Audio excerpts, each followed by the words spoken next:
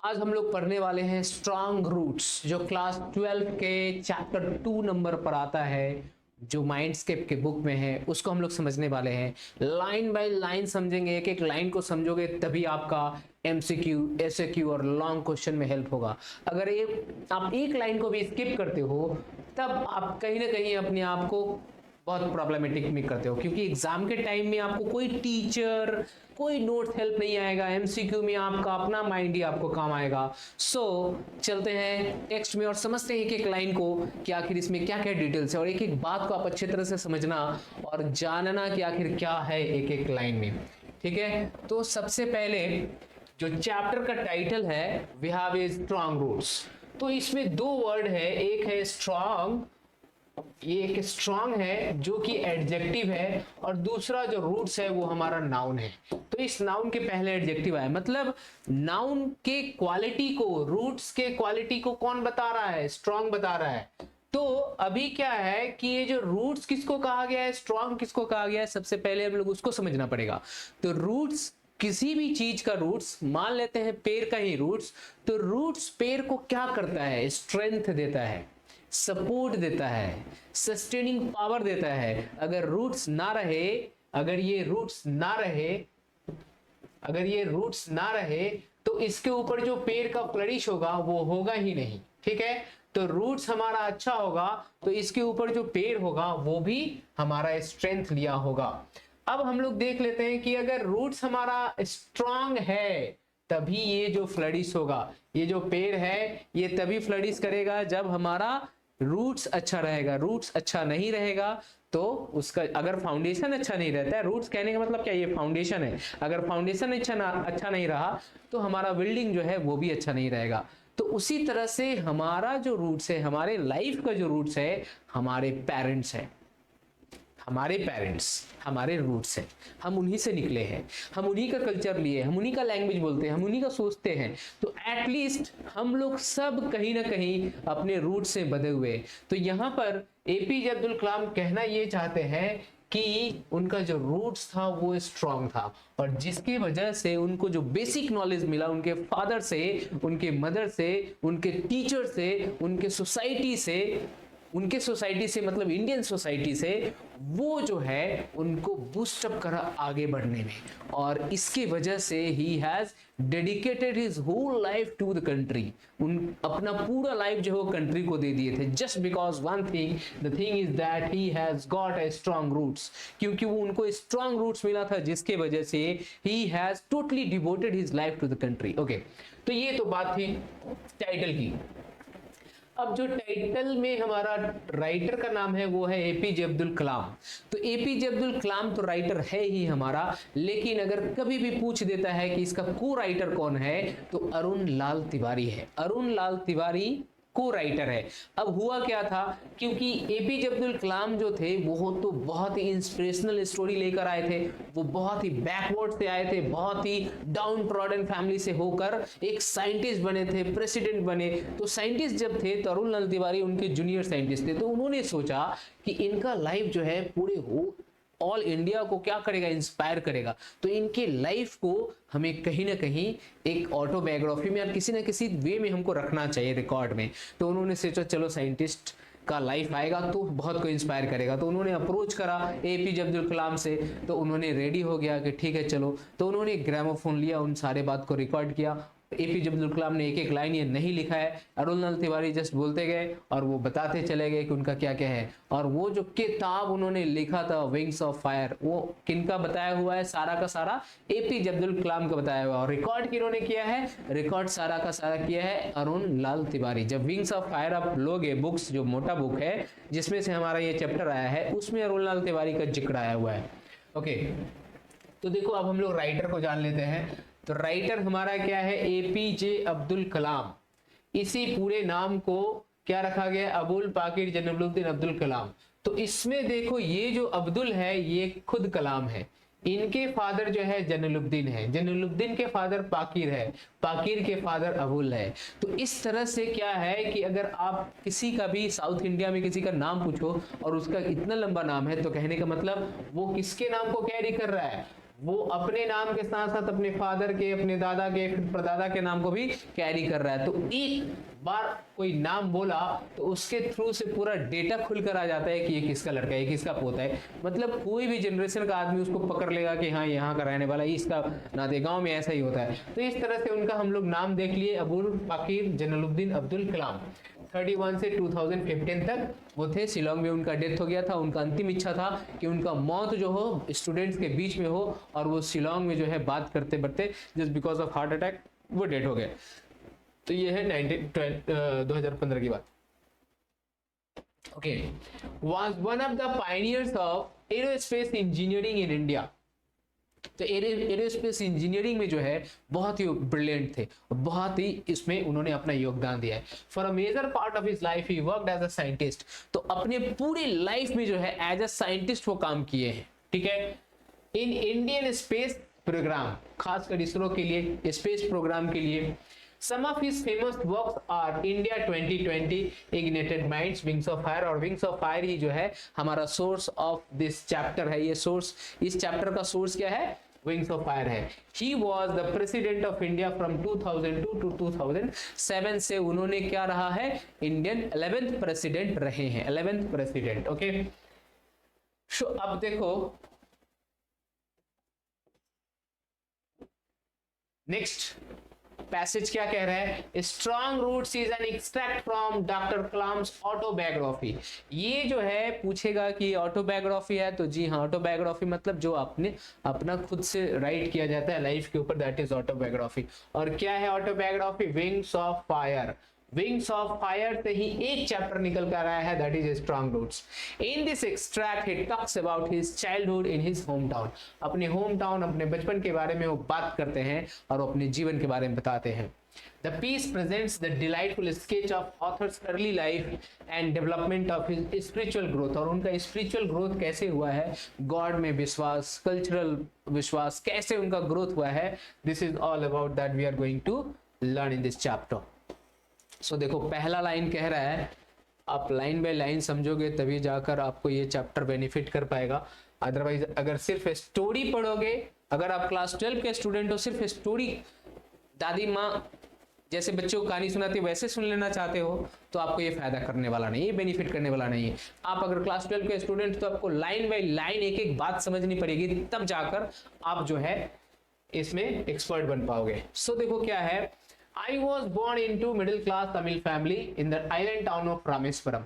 तो जितना भी आई आएगा, पर्सनल वर्ड आएगा, फर्स्ट पर्सन आएगा, आई और वी से रिलेटेड जितना सारा वर्ड आएगा, वो सब एपीजे अब्दुल कलाम ने अपने लिए यूज किया है।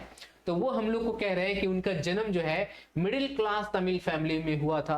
अब मिडिल क्लास फैमिली क्या होता है? मिडिल क्लास फैमिली वो होता है जो ज्यादा एक्सपेंस करने से घबराता है। अगर कर दे तो फिर उनका बजट जो है बहुत चरमरा जाएगा। सपोज करो I and you all are from middle class family, और अगर हम लोग के पास कैपेसिटी है कि एक बार हम लोग एरोप्लेन से टिकट कटा के जा सकते हैं, 2 बार जा सकते हैं, 3 बार जा सकते हैं, but we don't do, we prefer bus या फिर ट्रेन। वाई? क्योंकि हम जानते हैं कि अगर वो करे एक बार में 5,000 कहीं झोंक दे तो वो क्या होगा, एक फिजूल खर्च होगा।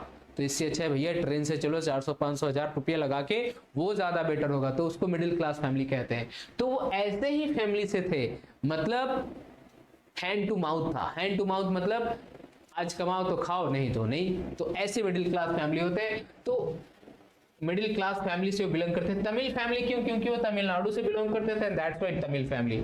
तो I was born into a middle class Tamil family in the island town of Rameswaram. ये जो रामेश्वरम है ये आइलैंड हो चुका है, नीचे में जो है इंडिया का ही पार्ट है, लेकिन इंडिया के पार्ट से नीचे से वो आइलैंड बन गया है, जिसकी वजह से आइलैंड टाउन ऑफ रामेश्वरम।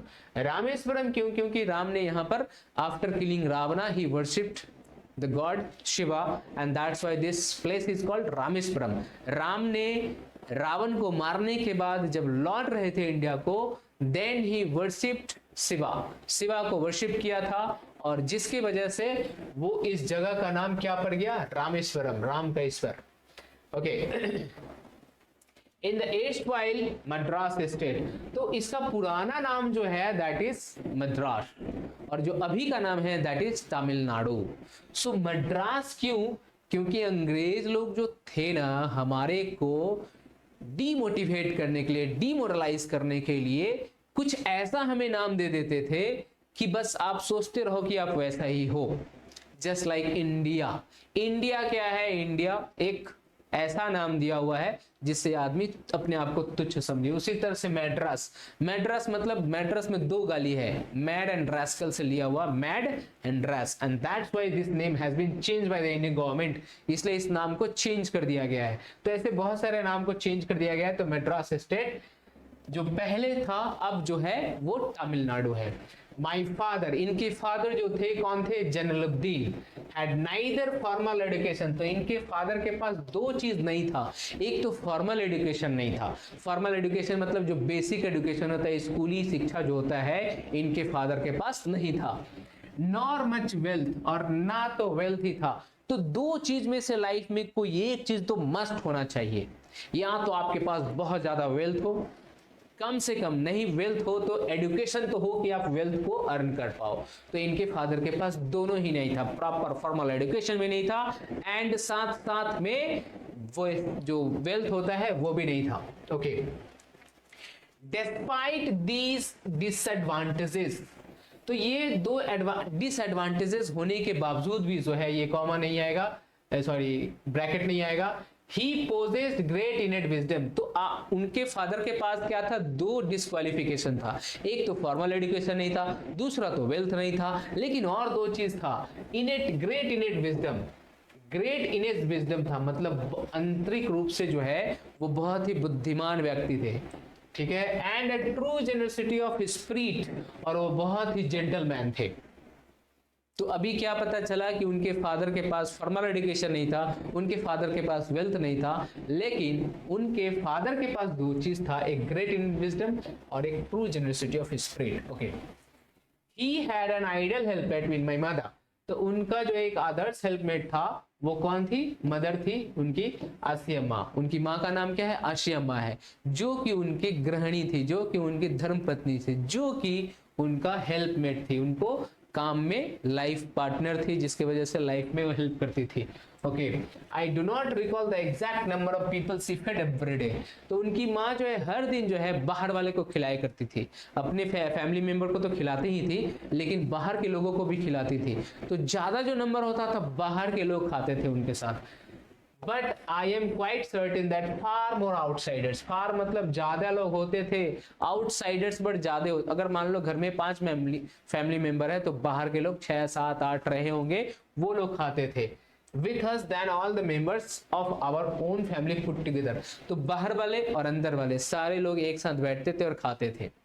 तो उनको एपीजे अब्दुल कलाम कह रहे हैं कि आई डोंट रिकॉल, उनको याद नहीं है, रिकॉल कहने का मतलब याद नहीं है एग्जैक्ट नंबर ऑफ पीपल कि कितने लोग खाते थे, लेकिन ये पता है कि जितने भी लोग खाते थे वो हमारे फैमिली मेंबर से ज्यादा ही थे। ठीक है, तो the first paragraph is over, now come to the next para. Next para में कह रहा है my parents were widely regarded as an ideal couple. उनके पेरेंट्स जो थे क्या थे? वो आइडल कपल थे। आइडल कपल मतलब आदर्श पति और पत्नी थे। My mother's lineage was more distinguished. इनकी माँ का जो लिनेज है, माँ का जो फादर्स फैमिली है, वॉज मोर डिस्टिंग्विश्ड मतलब माँ का जो मायके है वो ज्यादा वीआईपी है। डिस्टिंग्विश्ड कहने का मतलब वीआईपी ज्यादा है। क्यों ऐसा कह रहे हैं कि वन ऑफ हर 4 बियर्स, क्योंकि उनके कोई पूर्वज में कोई एक ऐसा था having been bestowed the title of बहादुर, क्योंकि उनको बहादुर का टाइटल मिला था, इसलिए उस फैमिली को डिस्टिंग्विश्ड कहा गया है। और उसको किसने दिया था? ब्रिटिश ने दिया था। The title British had been given by the British and to whom? To the 4 bears of Kalam's mother. Kalam के माँ के 4 बियर्स को दिया गया था। ओके, नाउ अब देखो नेक्स्ट में क्या है। I was one of many children. तो कह रहा है कि मैं जो था बहुत सारे बच्चों में से एक बच्चा था। कौन? वो खुद, मतलब 3 भाई 1 बहन में से वो एक थे, मतलब 5वें नंबर पर वो थे। तो I was one of many children, a short boy. नाटे कद के थे, rather अनडिस्टिंग्विश्ड लुक्स, और काफी हद तक तो उनका लुक्स जो था वो अनडिस्टिंग्विश्ड था, कोई खास नहीं था। तेरे नाम देखे हो हेयर स्टाइल वैसे ही था। born to tall and handsome parents, तो उनके पेरेंट जो थे, मम्मी पापा के दोनों के बारे में बात कर रहे हैं कि टॉल भी थे और हैंडसम थे, लेकिन वो नहीं थे कह रहे, ठीक है। We lived in our ancestral house, तो वो जो घर में रहते थे वो घर क्या था, एंसेस्ट्रल का बना हुआ था, पूर्वजों द्वारा बनाया गया घर था जिसमें लोग रहते थे। Which was built in the middle of 19th century, 19th century में वो ये बनाया गया था। 19th सेंचुरी मतलब 80-50 में करीब करीब मिडिल में, इसी के मिडिल में बनाया गया था। It was a fairly large पक्का हाउस, और ये बड़ा सा पक्का हाउस था। पक्का हाउस किसको कहते हैं? That house which is made of limestone and bricks, ऐसा घर जो कि चूना पत्थर और ईंट से बना हो। चूना पत्थर गांव में बनता, चूना और पत्थर मिलाकर एक लाइमस्टोन बनाया जाता है, और ब्रिक्स से बना था, उसी को हम लोग क्या कहते हैं? पक्का हाउस कहते हैं। ऊपर छत जो है सीमेंटेड नहीं होगा, खपरैल टाइप का होगा वो। ऑन द मॉस्क स्ट्रीट, और इनका घर जो था कौन से स्ट्रीट पर था? मॉस्क स्ट्रीट, रामेश्वरम में था। माई ऑस्टर फादर, ऑस्टर कहने का मतलब डिसिप्लिन, इनके फादर जो थे बहुत ही डिसिप्लिन थे।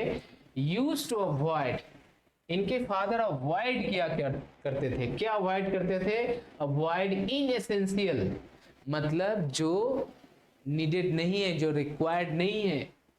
क्या रिक्वायर्ड नहीं है? Comfort and luxuries. लाइफ में बहुत सारा कंफर्ट चाहिए होता है, बहुत सारा लग्जरी चाहिए होता है, लेकिन जो एकदम से गैर जरूरी है, जिसके बिना भी काम चल जाएगा, उसके सब्स्टिट्यूट से काम चल जाएगा। मान लो आपको खाट पर सोना है, खटिया पर भी सो सकते हो, चटाई पर भी सो सकते हो, तो इस सेंस में तो कंफर्ट एंड लग्जरीज के इनके फादर क्या करते थे? अवॉइड करते थे। However, all necessities were provided, तो जितना सारा भी नेसेसिटीज था इनको प्रोवाइड किया जाता था। नेसेसिटीज कहने का मतलब क्या? फूड जो था, खाना जरूरी है भाई, खाना तो कुछ न कुछ खाना ही पड़ेगा। मेडिसिन जरूरी है भाई, क्लोथिंग जरूरी है भाई। तो ये तीनों के तीनों चीज उनके लाइफ में उनको मिलता था, उनके फैमिली को मिलता था। बल्कि उनके father in essential comforts and luxuries को अवॉइड करते थे। In fact, I would say mine was a very secure childhood. वो कह रहे हैं कि मेरा वाला जो चाइल्डहुड था बहुत सिक्योर था। देखो भाई, घर में जो छोटा होता है ना, उसको बहुत प्यार मिलता है, बड़े वाले से चिढ़ जाएंगे, लेकिन रियलिटी यही है, क्योंकि ये खुद ऐसा हमारे साइंटिस्ट भी कह रहे हैं, क्योंकि वो जस्ट सबसे छोटे थे, जिसके वजह से in fact I would say mind was very secure. मेरा वाला लाइफ तो बहुत सिक्योर था, मैटेरियली एंड इमोशनली। इमोशनली कहने मतलब सब लोग उसको प्यार करते थे, भाई बहन सब, और मम्मी पापा तो है। मैटेरियली कहने का मतलब भले इनके और भाई और बहन को जो चीज ना मिला हो, इनको मिला है। मैटेरियली मतलब मैटर मिला है। ओके ओके, अब यहां तक इस वीडियो में हम लोग लास्ट पढ़ेंगे, इसके बाद आगे वीडियो में देखेंगे। I normally ate with my mother, तो ये कह रहे हैं कि ये जो खाने का इनका रूटीन होता था अपनी माँ के साथ ही होता था, माँ के साथ बैठकर खाने में इनको अच्छा लगता था। And that's why is written here, I normally eat with my mother. Normally तो आप कभी कभार तो पापा के साथ भी खा ही लेते होंगे, क्योंकि नॉर्मली बोला गया है। Sitting on the floor of the kitchen, तो ये किचन के फ्लोर में बैठकर, फ्लोर पर बैठकर क्या करते थे? खाया करते थे। This was ritual of his. She would place a banana, तो इनकी मम्मी क्या करती थी? बनाना का लीफ, केला का पत्ता दे देती। गांव देहात में देखोगे आप, पहले क्या था, गांव देहात में भोज भात में क्या खाते थे लोग? केला के पत्ता पर ही खाते थे। तो इनको भी ऐसे घर में भी, साउथ इंडिया में जाओगे तो आपको होटल में भी वैसा ही मिल जाएगा, आपने देखा ही होगा। तो she would place the banana leaf, तो उनको बनाना लीफ उनकी मम्मी प्लेस करती थी सामने, before me, on which she then ladle rice, तो राइस रखती थी। लैडल कहने का मतलब कलछुल से रखना, लैडल कहलाता है। तो she then ladle and aromatic sambar, तो बहुत टेस्टी, बहुत डिलीशियस सांबर भी रखती थी, ठीक है। Variety of saar, homemade pickle, homemade अचार भी रखती थी। Dollop of fresh coconut chutney भी रखती थी। So this had been the menu of his, खाना का जो उनका ये था मेनू, यही था। तो इस तरह से हम लोग ने यहाँ पर क्या देखा, अभी हम लोग इस पार्ट को यहीं तक रहने देते हैं। इसमें हम लोग ने ये देखा कि अपने बचपन के बारे में, अपने फादर के बारे में बताया, अपने मदर के बारे में बताया, अपने खाने के हैबिट को बताया। तो इस वीडियो में इतना ही, मिलते हैं नेक्स्ट वीडियो में। चलो अब स्ट्रॉन्ग रूट्स को आगे देख लेते हैं। जहां तक हम लोग पढ़े थे वो चटनी से रिलेटेड, मेनू से रिलेटेड था। और वो हम लोग ने ऑलरेडी कवर कर लिया था। Now next line we have, next paragraph is Shiva temple which made Rameswaram so famous. So in the town of Rameswaram there was a temple which named as Rameswaram temple। उस जगह पर जो टेम्पल था उसको हम लोग किस नाम से जानते हैं? Rameswaram temple. And also named, also known as Shiva temple. उसी को रामेश्वरम टेम्पल कहेंगे, उसी को शिवा टेम्पल कहेंगे। तो जो शिवा टेम्पल है उसके वजह से रामेश्वरम जो टाउन है, रामेश्वरम दो चीजें, एक टाउन है और एक टेम्पल है, तो रामेश्वरम जो टाउन है वो बहुत ज्यादा फेमस है just because of the Shiva temple. Okay, so famous to pilgrims. और खासकर किसके लिए फेमस है? ये फेमस है तीर्थ यात्रियों के लिए, जो यहाँ पर भारत से हर जगह से लोग जाते हैं और वहां पर वो रामेश्वरम टेम्पल में विजिट करते हैं, तो उस जगह पर पिलग्रिम्स के लिए वो बहुत ज्यादा फेमस है। Was about 10 minutes walk from our house. तो एपीजे अब्दुल कलाम का घर और जो टेम्पल है शिवा टेम्पल, रामेश्वरम टेम्पल, उस दोनों के बीच में जो दूरी है वो 10 मिनट पैदल चलने का है। अगर पैदल चला जाए घर से मंदिर, मंदिर से घर, तो it will take only 10 minutes walk. 10 minute की पैदल यात्रा का डिस्टेंस है। Okay, our locality was predominantly Muslims. तो प्रीडोमिनेंटली का मतलब होता है पहले से ही जो डोमिनेट करता हो, तो पहले से ही वो एरिया जो है मुस्लिम पॉपुलेटेड था।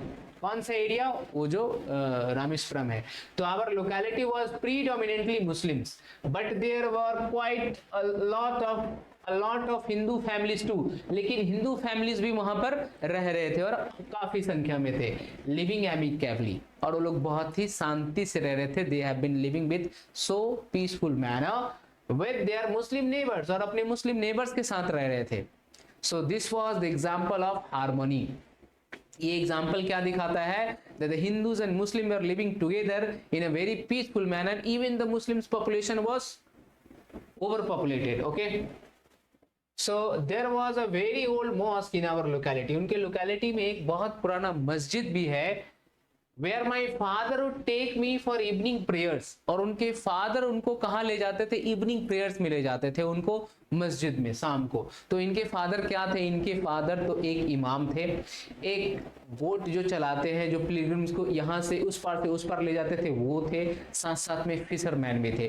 तो इतने सारे काम करके अपने जीवन यापन कर रहे थे। तो ये इमाम भी थे, and that's why he took his child to evening prayer to the mosque. I had not the faintest idea. जब वहां जाते थे तो देखते थे कि नमाज हो रहा है, और नमाज जो है अरेबिक लैंग्वेज में हो रहा है, तो उनको कुछ समझ में तो आता नहीं था, जस्ट बिकॉज वो अरेबिक जानते नहीं थे।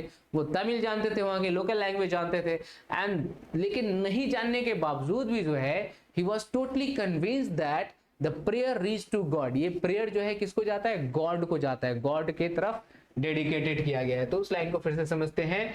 आई had not the faintest idea, थोड़ा सा भी आइडिया नहीं था कि उस बात को समझ पाते। आई had not the faintest idea of the meaning of the Arabic prayers. जो भी अरेबिक प्रेयर्स होता है उसमें जो गाया जाता है, उसमें जो चैंटेड किया जाता है, जो मंत्रस किया जाता है, जो पढ़ा जाता है शाम को, वो उसको मीनिंग नहीं पता था कलाम को।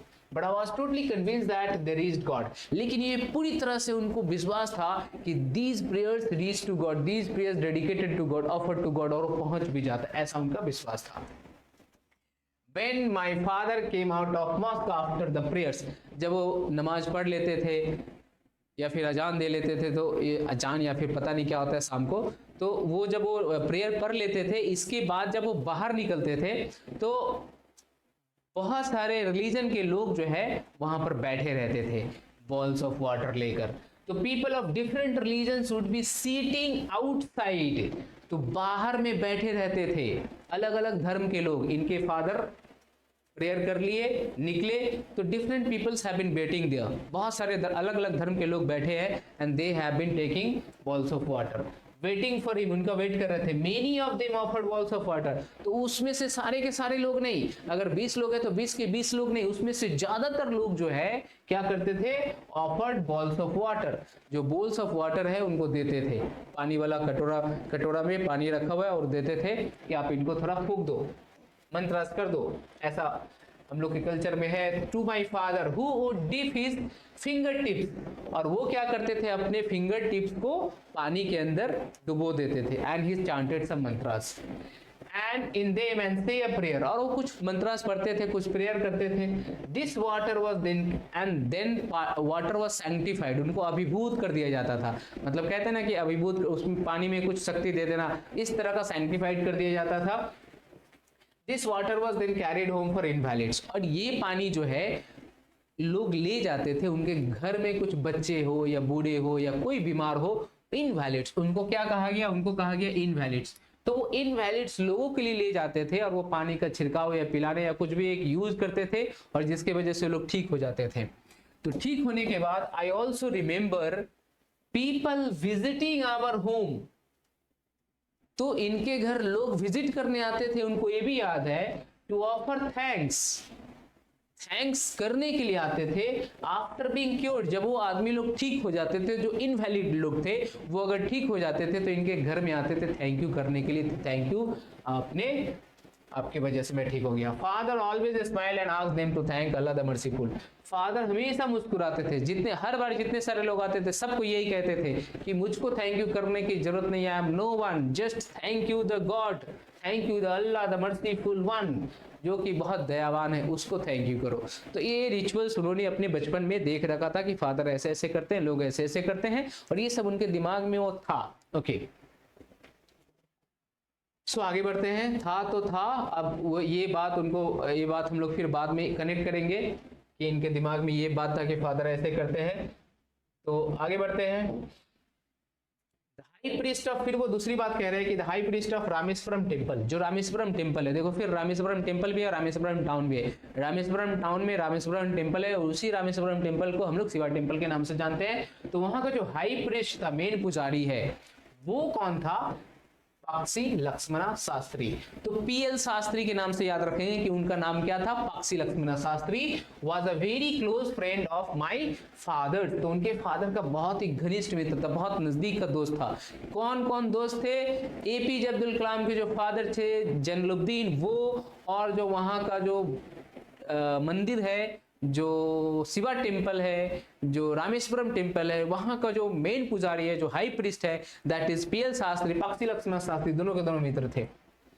One of most vivid memories, तो उनका एक बहुत क्लियर कट मेमोरीज बचपन का अभी भी याद है, ऑफ माई अर्ली चाइल्डहुड, एकदम बचपन का, is of the two main, और यही दोनों आदमी के बारे में याद है.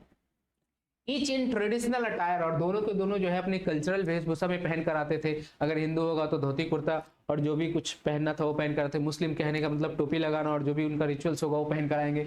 तो ऐसे दोनों जो है, एपीजे अब्दुल कलाम के फादर जैनुलब्दीन और पीएल शास्त्री, दोनों आते थे डिस्कसिंग स्पिरिचुअल मैटर्स, और दोनों एक साथ बैठकर जो है they have been talking on spiritual matters, ritual matters, cultural matters, उसके ऊपर दोनों के दोनों बात करते थे. तो ये इनको पूरा क्लियरली याद है.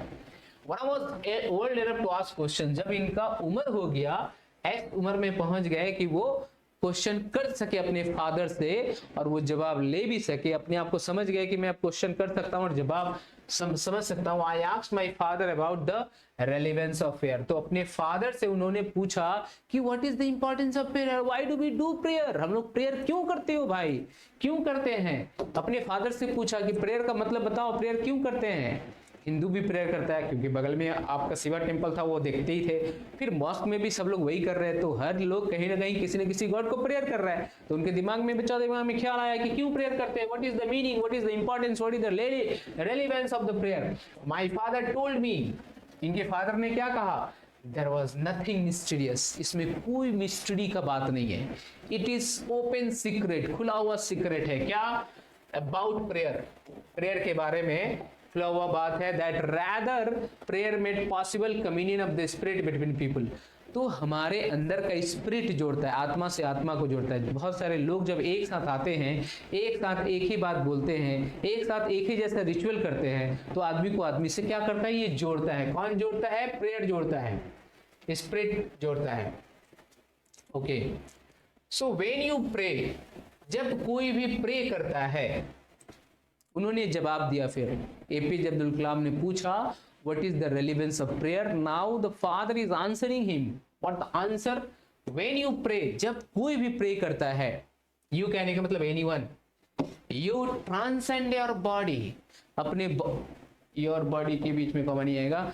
तो अपने बॉडी को जो है हम लोग क्या करते हैं, ऊंचा उठाते हैं। ऊंचा कहने का मतलब उस एनर्जी से कनेक्ट करते हैं, that the energy of the God is, जो एनर्जी किसका है, गॉड का है, and become the part of Cosmos. और किसका पार्ट बन जाते हैं, कॉस्मोस का पार्ट बन जाते हैं। कॉस्मोस क्या है, वो सुप्रीम एनर्जी है जिसके थ्रू से हम हैं। तो हम लोग प्रेयर को कर कर किससे कनेक्ट करते हैं, गॉड से कनेक्ट कर लेते हैं। और ये कॉस्मोस एनर्जी ही जो है यूनिवर्सल एनर्जी है जिसकी वजह से हम लोग हैं। तो उससे हम लोग कनेक्टिविटी बिल्ड करते हैं थ्रू द प्रेयर। तो prayer is the medium to connect with the god, the supreme power. वो कह रहे हैं विच नोज नो डिवीजन, और वो कॉस्मोस एनर्जी जो है कोई डिवीजन नहीं जानता है। Who you are, what is, do you have any wealth और नॉट, आप कितने सक्षम हो, कितने आपके पास वेल्थ है, उससे उसको कोई मतलब नहीं है। उसको एज से मतलब नहीं है, उसको कास्ट से मतलब नहीं है, उसको क्रीड से मतलब नहीं है। किसको, गॉड को। किसको, कॉस्मोस एनर्जी को। कॉस्मोस एनर्जी वो एनर्जी है जब हम मेडिटेट करते हैं तो हमारे बॉडी में माइंड के थ्रू से ट्रेवल करता है थ्रू द बॉडी, वो कॉस्मोस एनर्जी है।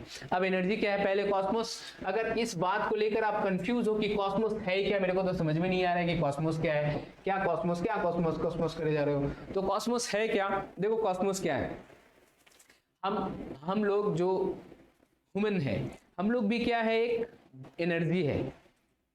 अगर हमारे अंदर एनर्जी है तभी हम लोग जिंदा है, अगर एनर्जी ना रहे तो हम लोग गए। तो एक एनर्जी तो अंदर में है, इस एनर्जी को चलाने के लिए हम लोग बाहर से एनर्जी लेते हैं। जैसे पानी ना पिए तो इसको एनर्जी नहीं मिलेगा बॉडी को, तो फुस शरीर गया, ओरंचू हो जाएगा, ठीक है। फिर खाना से भी क्या करते, एनर्जी लेते हैं, ठीक है।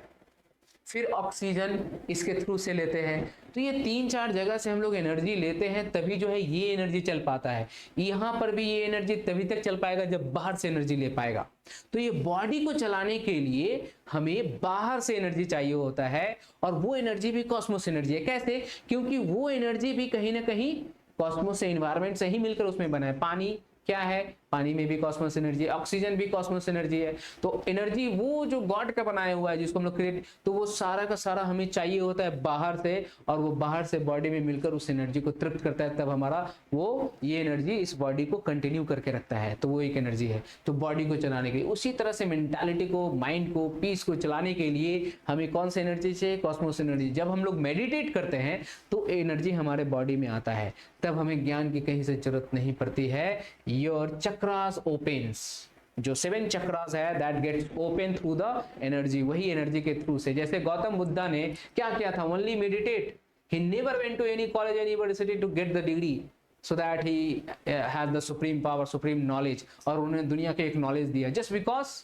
मेडिटेशन की वजह से। तो मेडिटेशन क्या है, वही इसी एनर्जी को हम लोग गैदर करते हैं, जो गॉड एनर्जी है उस गॉड एनर्जी को लेते हैं, तो आपके अंदर ही वो सारा नॉलेज है। तो आपको आई थिंक समझ में आ गया होगी कॉस्मोस एनर्जी क्या है।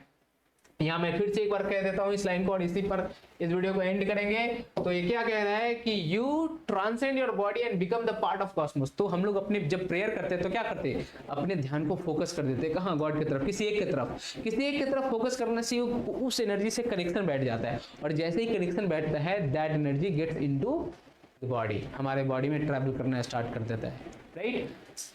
और वो कुछ भी नहीं जानता है, हमारे आने से पहले हमसे ये नहीं पूछता है कि भाई तू धीरूभाई अंबानी है क्या, भाई तेरा एज अच्छा है क्या, तू बूढ़ा है, बच्चा है, कैसा है, नहीं, उसको कोई मतलब नहीं। तेरा कास्ट क्या है वो पूछता है क्या, नहीं पूछता है। वो सिर्फ मेडिटेट करोगे, गॉड को, किसी भी गॉड को मेडिटेट करो, ध्यान लगाओ, वो नहीं पूछने आता है कि तुम कौन हो, कौन से कल्चर में विश्वास करते हो, कौन से परंपरा में विश्वास करते हो, क्रीड मतलब, उसको उससे कोई लेना देना नहीं, सिर्फ उसको ये लेना देना है कि आप उसके तरफ फोकस्ड हो, that energy will comes to you. तो उनके फादर ने ऐसे समझाया उनको, जब वो उन्होंने पूछा कि what is the relevance of prayer, ठीक है। तो इस वीडियो में इतना ही, फिर मिलते हैं इसके लास्ट वाले वीडियो में, that will the end of the video. नहीं, चलो और एक पैराग्राफ हम लोग कर लेते हैं, क्योंकि अगले वाले पैराग्राफ में फिर 2-3 पैराग्राफ बच जाएगा। सो अब देखो उन्होंने बता दिया, my father could convey a complex spiritual concept in very simple down to earth Tamil. तो इनके फादर जो है कॉम्प्लेक्स बात को भी बहुत इजी वे में बताते थे। जो स्पिरिचुअल बात होता है, कल्चरल बात होता है, उसको समझाना थोड़ा बहुत जटिल होता है, समझना भी जटिल होता है, समझाना तो और जटिल होगा।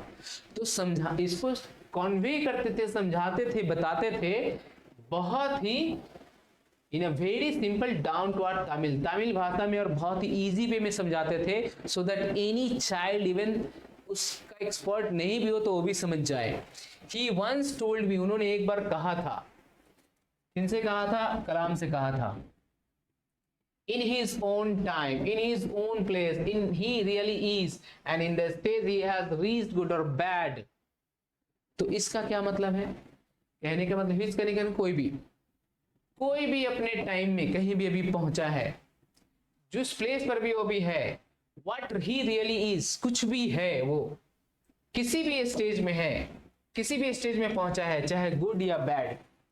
तो गुड स्टेज में जैसे मान लो आप या फिर मैं, आप अभी क्लास 12 में हो, तो आप क्लास 12 में आए हो तो ये आप क्या हो? अपने प्लेस में हो। आप जो हो रियली एक स्टूडेंट हो क्लास 12 को, इस स्टेज पर पहुंचे हो, आपका ही अपना टाइम है। तो ये टाइम गुड या बैड है आपकी वजह से। आप अगर नहीं पहुंचे हो तो आपकी वजह से, पहुंचे हो तो आपकी वजह से। तो इट इज ओनली यू, आप सिर्फ और सिर्फ हो आपके कैरेक्टर के बिल्डर। तो गुड या बैड, तो every human being is a specific element. तो हर बीइंग जो है, ह्यूमन बीइंग एक स्पेसिफिक एलिमेंट है, क्योंकि हम लोग भी वो 5 एलिमेंट से बने हुए जो गॉड जिससे बना हुआ है, with in the whole manifest of divine being. तो डिवाइन बीइंग जिस बीइंग का बना हुआ, देखो बीइंग मतलब क्या? जो जीव होता है, जो जिंदा होता है। नॉन बीइंग मतलब उसमें जीव नहीं होता, लेकिन वो बीइंग होता है, उसका अस्तित्व होता है। ह्यूमन बीइंग मतलब हम लोग ह्यूमन इंसान, डिवाइन बीइंग मतलब गॉड, तो वो उनका भी अस्तित्व है। तो डिवाइन बीइंग का जो मैनिफेस्टेशन है जिससे वो बने हुए है, वही डेटा हमारे अंदर है, वही जितना सारा एलिमेंट्स है हमारे अंदर है। तो हम लोग उन्हीं का है बने हुए, उन्हीं के जैसा ही बने हुए हैं। Why we afraid of difficulties? So why we afraid of? फिर डिफिकल्टी से डरने की जरूरत क्या है? अगर लाइफ में डिफिकल्टीज है तो उससे डरने की क्या जरूरत है? सफरिंग्स एंड प्रॉब्लम से क्यों हमें परेशान होने की जरूरत है? सफरिंग से या फिर डिफिकल्टी से या फिर प्रॉब्लम से। When troubles come, जब लाइफ में ट्रबल आए, उनके फादर ने उनसे कहा कि जब कभी भी लाइफ में ट्रबल आए, और ट्रबल आना तो नेचुरल है, आएगा ही आएगा, किसी के भी लाइफ में ट्रबल आएगा ही। देखो होता क्या है कि हमारे लाइफ में आज के डेट में फिजिकल वर्ल्ड में जो कुछ भी अभी दिख रहा है वो कभी ना कभी ट्रबल था। ये बोर्ड भी कभी ना कभी ट्रबल था, इसको आदमी लाने में लगे हुए थे कि ऐसा अगर पढ़ाना हो तो कैसे पढ़ाया जाए। ये कपड़ा भी कभी ना कभी ट्रबल रहा होगा। तो दुनिया में जो कुछ भी आज दिख रहा है वो ट्रबल था, आज सोल्यूशन है। तो ट्रबल है तो सोल्यूशन है। तो उनके फादर ने इतनी गहरी बात कह दी कि व्हेन ट्रबल्स कम, जब कभी भी लाइफ में ट्रबल आए, try to understand the relevance of your sufferings. तो उसके सफरिंग्स के रेलेवेंस को जानो कि आखिर क्या इंपॉर्टेंस है, किस वजह से आया है, क्या क्या रेलेवेंस है, क्या क्या सोर्सेस है। ठीक है, तो जैसे मान लो एक टैंकी है, वाटर टैंक है, उसमें 4-5 जगह लीकेज है, तो हमको सोर्स जानना पड़ेगा कि लीकेज कहाँ है, and then you have to repair. Troubles है तो सोल्यूशन है, तो ट्रबल क्या है, लीकेज, सोल्यूशन क्या है, उसको बंद कर देना। Adversities always present opportunities for introspection.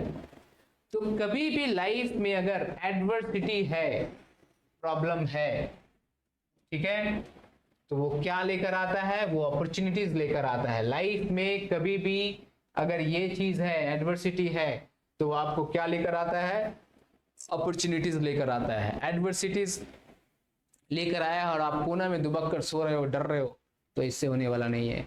जो रियल हीरो होता है, जो रियलिटी को जानता है, वो क्या करता है, इसी एडवर्सिटीज को अपॉर्चुनिटीज में कन्वर्ट करता है। जैसे मैं बता रहा हूँ कोविड के टाइम में क्या हुआ कि जब कोविड आया तो नया बिजनेस चालू हो गया, क्या, मास्क, बहुत सारा आपने देखा होगा, सैनिटाइजर, बहुत सारा बिजनेस।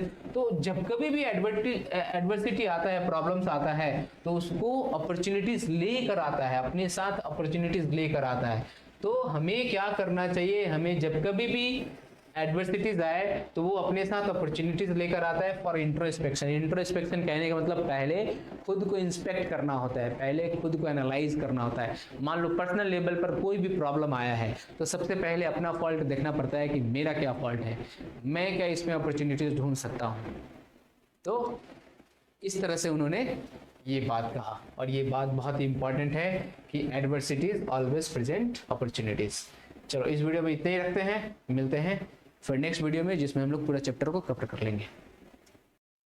सो अब देखो क्या हुआ, जब उनके फादर ये समझा रहे थे कि adversities always present opportunities for introspection, तो उनके बात को बहुत गंभीरता से सुन रहे थे और देख रहे थे कि मेरे फादर तो बड़े बड़े बात करते हैं, ऐसा ऐसा बात करते हैं कि गूज बम्स आ जाता है, बहुत अच्छा लगता है। लेकिन फिर ये बात आया कि जब इतना बड़ा बड़ा बात कह सकते हैं तो जो लोग कटोरा लेकर आता है उनको क्यों नहीं कहते ये सारा बात, मेरे से कहने के लिए कह देते, उन लोगों को भी तो समझाना चाहिए। वो लोग को तो ज्यादा जरूरत है, वो तो ज्यादा संख्या में, मैं तो अकेले हूं, तो उनको तो ज्यादा। तो ये कैसा, उनको समझ में नहीं आ रहा था कि आखिर फादर कर क्या रहे, बोल क्या रहे ऐसा। तब उन्होंने कहा कि why don't you say this to the people who come to you for help and advice। उन्होंने क्वेश्चन किया कि आप उन लोगों से क्यों नहीं कहते हो जो आपके पास हेल्प लेने के लिए आता है, वो कटोरा वाला आदमी लोग, कि उन लोगों की क्यों नहीं कहते हो कि वो ऐसा ना करे। वो इस वाले बात पर देखे कि जब कभी भी लाइफ में प्रॉब्लम आए तो ऐसा नहीं कि दौड़ कर चले गए और वहां पर प्रॉब्लम ढूंढने लगे। तो वो कह रहे हैं कि why don't you say this to the people who come to you for help and advice। अब उन्होंने I asked my father, he put his hands on my shoulders, उन्होंने अपने दोनों हाथ को उनके कंधे पर रखा और रखकर looked straight into my eyes, और उनको थोड़ी देर तक आंखों में देखा। एंड ये जो थोड़ी देर तक देख रहे हैं, and middle between he didn't say anything, for quite some time he said nothing। ये जो थोड़ी देर तक उन्होंने नहीं कहा है, he was taking time just to think what to say this boy to make him out। इस बॉय को क्या कहा जाए ऐसा लैंग्वेज में समझाने के लिए कि ये छोटा सा बच्चा इतना भारी बात को समझ जाए, कहीं भारी वजन वाला बात न पड़ जाए कि दब जाए उसी में। तो इसीलिए for quite time he said nothing, उन्होंने कुछ नहीं कहा, as if he was judging my capacity to comprehend, क्योंकि वो जज कर रहे थे कि आखिर इसको क्या बोला जाए कि वो कंप्रीहेंड कर ले उनके वर्ड्स को। ओके, देन ही आंसर्ड, तब उन्होंने आंसर दिया इन अ लो डीप वॉइस, और बहुत ही डीप वॉइस में जवाब दिया है। Okay, his answered filled with strange energy and enthusiasm, तो उसका जो आंसर था फादर का, that made him very very energetic, उनको बहुत एनर्जेटिक कर दिया, उनको गूज बम्स आ गया, you can say that. Whenever human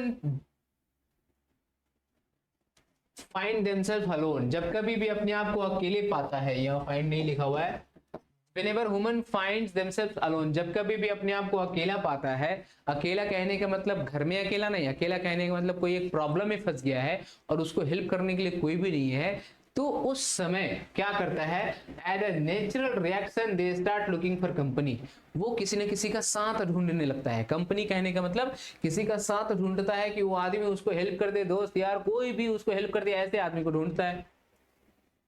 so whenever they are in trouble, जब कभी भी वो लोग ट्रबल में होते हैं, तो जैसे उन्होंने बताया ट्रबल, ये एडवर्सिटीज ट्रबल ही था, तो कह रहे हैं कि whenever they are in trouble they look for someone to help them, तो कोई ऐसे को ढूंढते हैं कि कोई उनका मदद कर दे।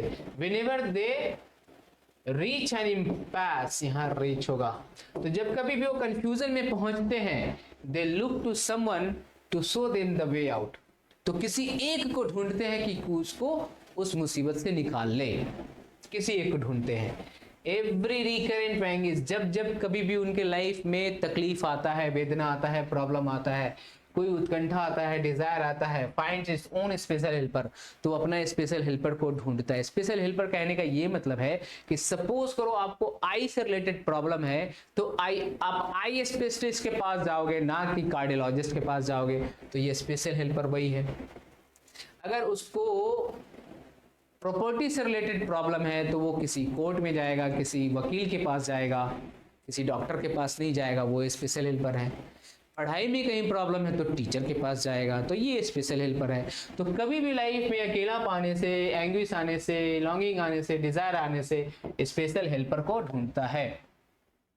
For the people who come to me, अब अपनी बात कर रहे हैं कि जो लोग मेरे पास आते हैं, टू मी इन डिस्ट्रेस, जो प्रॉब्लम में होते हैं वो लोग जो आते हैं, तो I am but a go between, वो सिर्फ और सिर्फ क्या है, गो बिटवीन है। गो बिटवीन कहने का मतलब एक मीडियम है, एक जरिया है।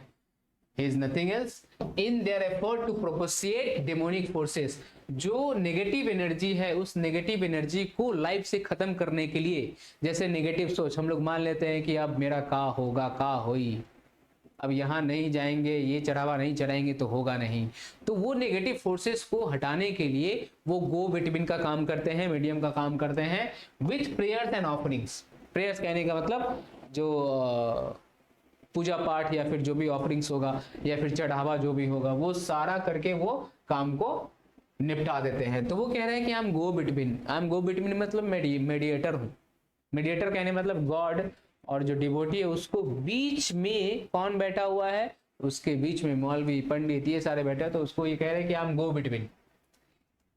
Okay, this is not a correct approach. तो फादर हमको कह रहे हैं कि ये वाला अप्रोच करेक्ट नहीं है, कि घर में कोई बीमारी हेल्थ से रिलेटेड है और मंदिर मस्जिद में चले गए कि भाई दे दो, पानी छिड़क दे तो ठीक हो जाए।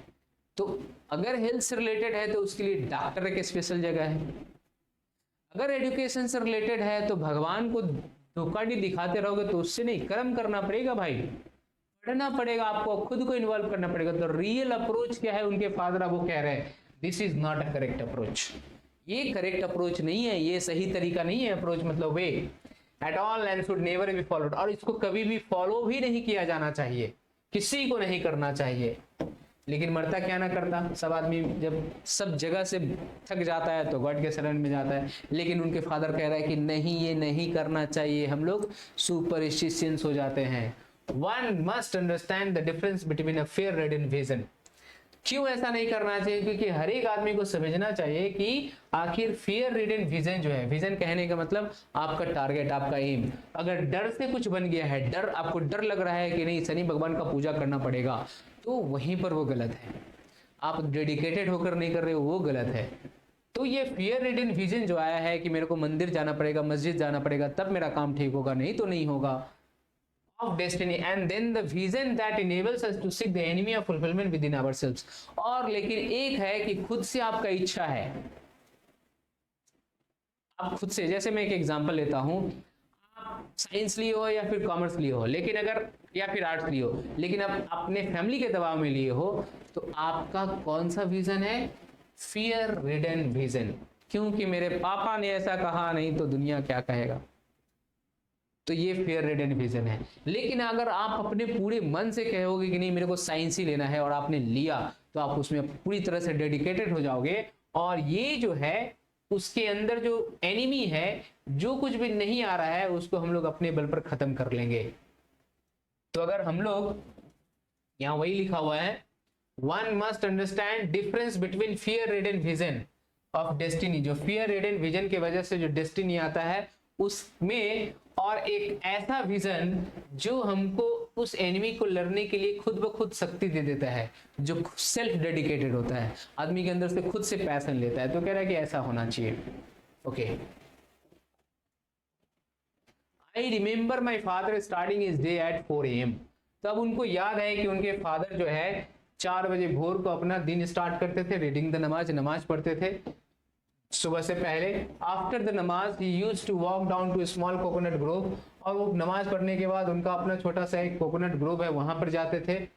अबाउट 4 माइल्स, लगभग 4 माइल्स की दूर पे है। 1 माइल्स मतलब 1.6 किलोमीटर इंटू 4, 4.8 नहीं 6.4 होगा, लगभग 7 किलोमीटर के आसपास में जो है उनका वो बगीचा था, वहां वो जाते थे उनके घर से। And he would return with then a dozen coconuts, और लगभग 1 डजन कोकोनट्स लेकर आते थे। 7 किलोमीटर जाना, 7 किलोमीटर आना, पैदल जाना, पैदल आना, tied together thrown over his shoulders. तो 1 दर्जन कोकोनट्स भी लेकर आते थे और अपने शोल्डर्स पर जो है अपने कोकोनट को रखते थे। and only then would he have his breakfast, तभी जाकर वो अपना ब्रेकफास्ट लेते थे. This remained his routine even when he was in his late 60s. तो 60s प्लस हो गए थे तब भी यही रूटीन उनका था, एपीजे अब्दुल कलाम का. Okay, next last paragraph is this.